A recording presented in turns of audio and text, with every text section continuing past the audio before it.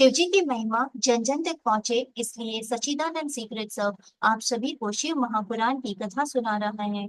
अगर आप भी एक शिव भक्त हैं, तो इस कथा को किसी दूसरे शिव भक्त को शेयर कर शिव जी और माँ के कृपा के पात्र बने। हर हर महादेव। कृष्ण दर्शन अवतार।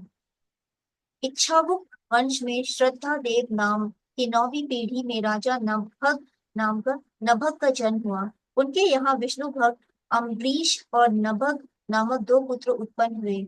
अब उन्हीं अम्बरीश ने पितामह नभग का चरित्र सुना। उन्हें स्वयं शंकर भगवान ने वरदान दिया था। नभग जब गुरु के यहाँ विद्या अध्ययन हेतु गए, तो पीछे उनके भाइयों ने राज्य का विभाजन कर अपना अपना भाग तो ले लिया, परंतु नभग का हिस्सा भी स्वयं हड़प गए। जब नभग विद्या अध्ययन के पश्चात गुरुकुल से लौटे, तो उन्होंने भाइयों से राज्य का अपना भाग मांगा। भाइयों ने कहा, राज्य का विभाजन करते समय आपके यहाँ ना होने के कारण हमें आपका ध्यान नहीं रहा। अब जो कुछ है और पिताजी के पास है, उन्हीं से अपना हिस्सा मांग लो। जब नभग पिता के पास गए, तो पिताश्री बोले, तुम्हारे भाइयों ने तुम्हारे साथ छल कपट से काम लिया है।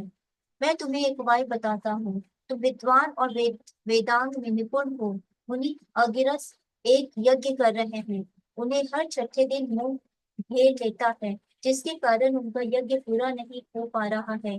तुम वहां जाकर उनके यज्ञ को अपने ज्ञान द्वारा वेद मंत्रों से पूर्ण कराओ। इसके बाद वे स्वर्ग को चले जाएंगे तथा शेष बचा हुआ सभी धन तुम्हें देकर संतुष्ट करेंगे। नभग खुशी खुशी अंगिरस ऋषि का यज्ञ पूरा कराने के लिए गए। अंगिरस ने नभग का स्वागत किया। उन्होंने वह स्पष्ट रूप से दो वेद सूक्तों का उच्चारण किया।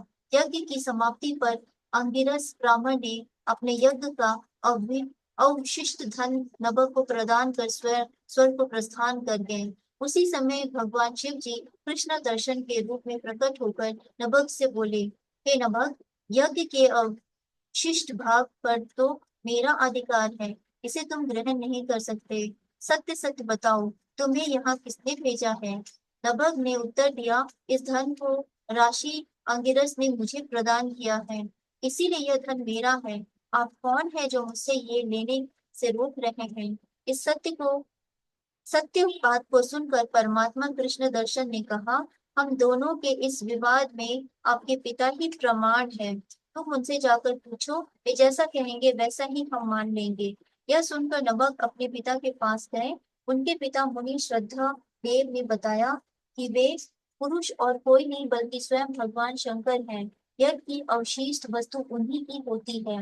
यदि वे कृपा करेंगे तो वह मिल सकती है। तुम उनकी स्तुति करो, उनसे क्षमा याचना करो। वे अखिलेश्वर प्रभु यज्ञ के अधिष्ठाता हैं।